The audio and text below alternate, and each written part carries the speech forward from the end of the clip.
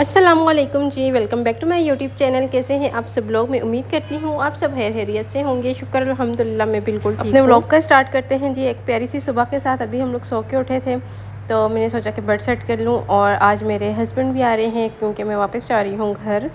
और यहाँ पे मैं सो के उठी थी तो मैंने कहा पहले ना मैं ये कमरा सेट कर लूँ, क्योंकि मैं जब अकेली होती हूँ अपने कमरे में नहीं सोती, दूसरी साइड पर सोती हूँ।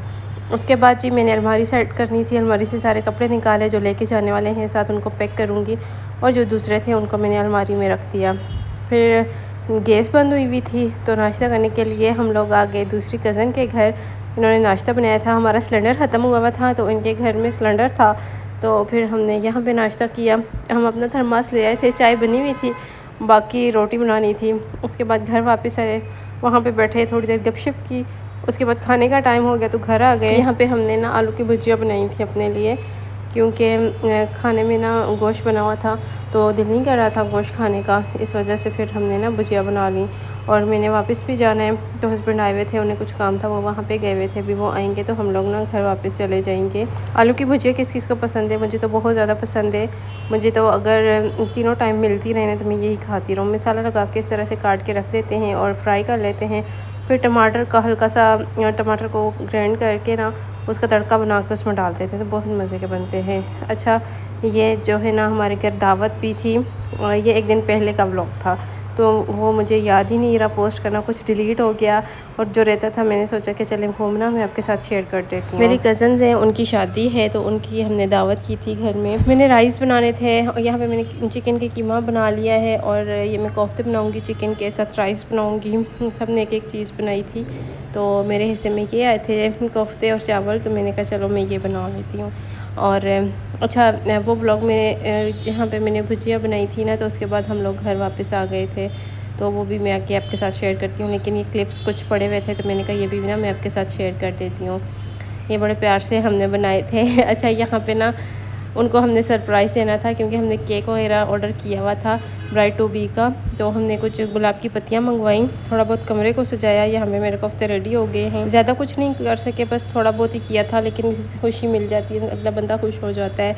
और मैंने केक ऑर्डर किया हुआ था तो केक उनके आने से पहले ही आ गया था, और कमरा वगैरह हमने सजा लिया। और हमने सोचा कि जब खाना बन जाएगा, खाना खाने के बाद हम उन्हें सरप्राइज़ देंगे। यहाँ पे चावल भी रेडी हो गए हैं, बहुत मज़े के बने थे। अगर रेसिपी चाहिए हुई तो बताइएगा, मैं आपके साथ शेयर करूँगी। ये बहुत ही मज़े के बने थे। और ये ना कोफ्ते जो हैं ये हम चावलों के ऊपर डाल के खाएंगे, तो इससे ना एक तो ये इनका टेस्ट भी बहुत मज़े का होता है, थोड़ी सी डिफरेंट चीज़ हो जाती है पुलाव से हट के, बिरयानी से हट के ना। तो यहाँ पे हमने केक ये मंगवाया था और साथ गजरे मंगवाए थे और पत्तियाँ थीं, और बस ये छोटा सा हमने ना उनके लिए सरप्राइज़ प्लान किया था। और यहाँ थोड़ी सी पत्तियाँ बिछाई थी, नीचे डाली थी जहाँ से वो गुज़र के आएंगी। अच्छा जी, बस इतना ही व्लॉग मैंने बनाया था, बाकी नहीं बना सकी। बनाया तो था हेयर, लेकिन वो डिलीट हो गया मुझसे। अच्छा, फिर ये नेक्स्ट डे का व्लॉग है जब मैं हस्बैंड के साथ आई थी ना, घर वापस आ गई थी। तो सफाई वगैरह करने के बाद मुझे समझ नहीं आ रही थी मैं खाने में क्या बनाऊं, तो फिर बैंगन मैंने बना लिए। सब्ज़ी लेकर आए थे, आते हुए भिंडियाँ भी ली थी, साथ बैंगन ले लिए थे, तो मैंने सोचा ये बना लूँ। मुझे सब कहते हैं कि आप ना सेपरेट क्यों रहती हैं, आपका इतना अच्छा अपना घर है तो आप यहाँ क्यों रहती हैं? देखें, हस्बैंड जहाँ आपको सुकून मिलता है ना आप वहाँ पे रहते हो। आपको अगर हस्बैंड के साथ रहने में सुकून है तो आप वहाँ पे रहो। और शादी के बाद ज़ाहिर सी बात है लड़की का ख्वाब होता है अपने हस्बैंड के साथ रहे, तो ये मैं काफ़ी दफ़ा आप लोगों को बता चुकी हूँ। शादी के बाद ना बहुत सी लड़कियाँ कहती हैं हम भी रहना चाहते हैं, हमें हस्बैंड नहीं रखते, ये होता है वो, हमारे हस्बैंड ऐसे हैं, हमारे घर वाले ऐसे हैं। तो देखिए, शादी के बाद ना सब कुछ परफेक्ट हो ये ज़रूरी नहीं होता, लेकिन जब हस्बैंड के साथ रहने में सुकून मिल जाए ना तो छोटी छोटी प्रॉब्लम्स भी हल्की लगती हैं। सुकून का मतलब सिर्फ हंसी मजाक नहीं, बल्कि ये होता है कि कोई आपको समझे, बिना कहे आपकी फ़ीलिंग्स को फ़ील करे। जहाँ रिस्पेक्ट हो, ट्रस्ट हो और एक दूसरे का ख्याल हो, वही असल सुकून होता है। ज़िंदगी परफेक्ट नहीं होती, लेकिन सही इंसान के साथ हो तो हर दिन आसान लगता है। और जहाँ लड़ाई के बाद बात हो जाए, अगर आप लड़ाई की है और बाद में आप उसी से बात कर रही हैं, आप खुश हैं, वही रिश्ता स्ट्रॉन्ग होता है। हस्बैंड सिर्फ लाइफ पार्टनर नहीं, सुकून का रीज़न भी बन सकता है अगर हम चाहें तो। और अगर हम छोटी छोटी बातों को लेके दिल पे लेके बैठे रहेंगे ना तो फिर हमारा कुछ भी नहीं हो सकता। तो यही बातें होती हैं कि अगर फैमिली में भी कुछ ऐसी प्रॉब्लम्स हो जाती हैं, अक्सर फैमिलीज़ में होती हैं, लेकिन अगर उन प्रॉब्लम्स को लेके बैठे रहे ना तो हम आगे कभी भी नहीं बढ़ सकते। तो इस वजह से ना छोटी-छोटी बातें हर घर में होती हैं, छोटी-छोटी मतलब बड़े प्रॉब्लम्स बड़ी-बड़ी प्रॉब्लम्स भी हो जाती हैं। पता नहीं मुझे क्या हो गया है, मैं इतनी अटक रही हूँ ना बात करते हुए। लेकिन ये है कि बस उस चीज़ को दरगुज़र करें, और अगर दरगुज़र नहीं करेंगे तो फिर आपकी जो लाइफ़ है ना वो अच्छी नहीं गुज़रेगी। दरगुज़र करना सीखें और आगे बढ़ें। जहाँ पे आपको प्यार मिलता है, इज़्ज़त मिलती है, वहाँ थोड़ा बहुत कुछ ना कुछ लड़ाई झगड़ा भी चलता ही रहता है।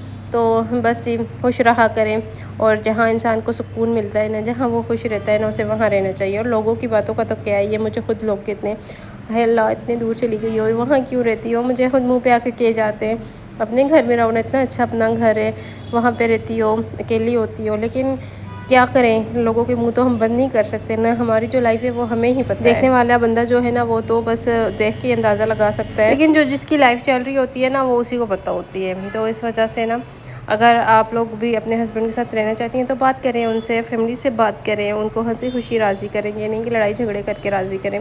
हँसी खुशी भी सब कुछ हो सकता है। तो यहाँ पे ना फिर मैंने मशीन भी ऑन कर दी थी, मैंने आटा गूँधा, खाना बनाया, साथ में मशीन ऑन की, और खुद फ्रेश हुई। मैंने कहा कपड़े वगैरह भी चेंज कर लूँ। तो काफ़ी ज़्यादा काम होते हैं जब वापस बंदा आता है ना घर। और इन दिनों तो मेरे गाँव के चक्कर बहुत ज़्यादा लगते हैं। यहाँ आते हैं 2 दिन रुकते हैं, फिर चले जाते हैं, फिर आते हैं 2 दिन रुकते हैं, फिर चले जाते हैं। तो आते आना जाना हर टाइम लगा रहता है, तो मेरा दिल तंग हो गया है इस सफ़र से, क्योंकि बाइक का सफ़र होता है, बहुत मुश्किल होता है बाइक का सफ़र। लेकिन क्या करें, फिर कोई ना कोई ऐसी मजबूरी आ जाती है कि जाना पड़ जाता है। और फिर यहाँ पे आती हूँ जब, तो सारा कुछ इतना गंदा हुआ होता है, मिट्टी मिट्टी होती है हर जगह, हर चीज़ को फिर से दोबारा से साफ़ करना, और मतलब बहुत मुश्किल हो जाता है। तो यहाँ पे वो बैंगन और भिंडियाँ लेके आए थे, तो बैंगन तो बना लिए थे, लेकिन भिंडियाँ जो थी उनको मैंने कहा धो के ना, इनकी भी कटिंग करके मैं फ्रिज में रख देती हूँ, जब बनानी होंगी तो फिर निकाल के ना आराम से बना लूँगी। तो बस ये छोटू सा व्लॉग था, मैंने सोचा आप लोग के साथ शेयर करती हूँ। कुछ दिनों से मुझे ना ये क्वेश्चन बहुत ज़्यादा आ रहा था, सोचा ये भी क्लियर कर दूँ आप लोगों के साथ। और बस इनको धोऊँगी और फिर इनको ड्राई करूँगी, उसके बाद इनकी कटिंग करके इनको फ्रिज में रख दूँगी। और हस्बैंड आएंगे तो फिर हम लोग ना खाना खाएंगे, रोटी बनाऊंगी। कपड़े मैंने साथ मशीन ऑन की हुई है, तो साथ से कपड़े भी धुल रहे हैं। और इतनी ज़्यादा थकावट हो जाती है ना जब इतना लंबा सफ़र करो, और बाइक पे ये काफ़ी लंबा सफ़र हो जाता है। अगर छोटा सफ़र हो रहा है तो बाइक पे वो भी काफ़ी लंबा हो जाता है। तो अभी ना इनको मैंने यहाँ पे साइड पे रख दिया, ताकि इनके अंदर से ना सारा पानी जो है वो निकल जाए। बस ये व्लॉग था आज का, उम्मीद है अच्छा लगा होगा।